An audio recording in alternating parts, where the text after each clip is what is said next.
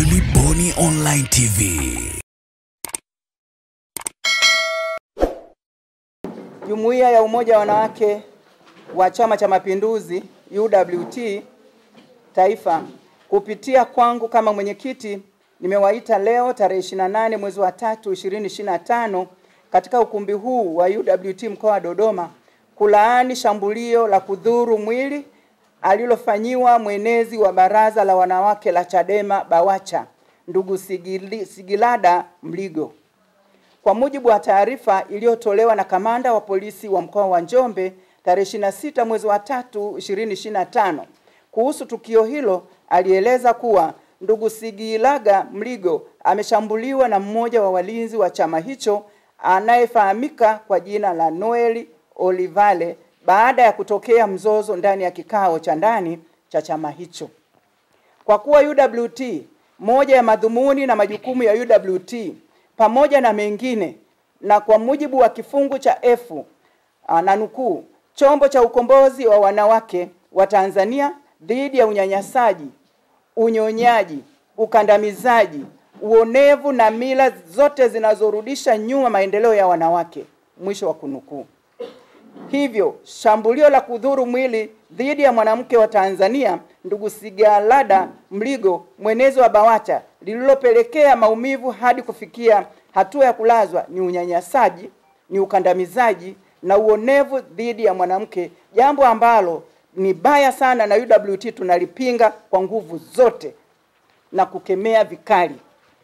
UWT inashangazwa na ukimya wa viongozi wa baraza la wanawake la Chadema juu ya shambulio la kudhuru mwili kwa kiongozi wa ngazi ya juu wa baraza hilo kwa nafasi ya mwenezi. Kutokemea matumizi ya nguvu kwenye tofauti ya kisiasa ndani ya chama hicho ni dalili ya uoga dhidi ya mfumo dume wa chama cha Chadema.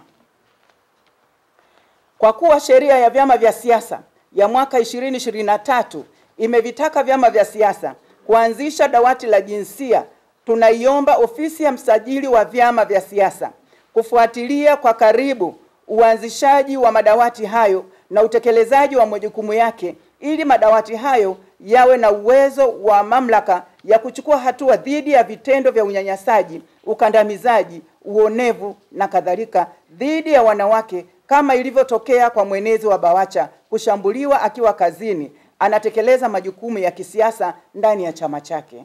UWT tunatoa pole nyingi kwa ndugu Sigilada Mligo, tunamtakia uponyaji wa haraka. Tunatoa wito kwa jeshi la polisi mkoa wa Njombe kuendelea kumsaka mtuhumiwa na kumfikisha kwenye vyombo vya sheria. UWT ipo tayari kumwekea mwanasheria ili haki iweze kutendeka kwa ndugu Sigilada Mligo. UWT inatoa wito kwa taasisi mbalimbali zinazoshughulikia masuala ya haki za wanawake, asasi za kiraia, jumuiya za wanawake za vyama vya siasa mbalimbali kuunga mkono kwa kukemea tukio hili la shambulio la kudhuru mwili kwa ndugu Sigilada Mligo. Puuzeni propaganda ya kwamba kuna chama kina uwezo wa kuzuia uchaguzi usifanyike kama kinavyojinasibu kwenye mikutano ya hadhara inayoendelea nyanda za juu kusini. Jambo hili ni danganya toto. Suala la uchaguzi ni la kikatiba.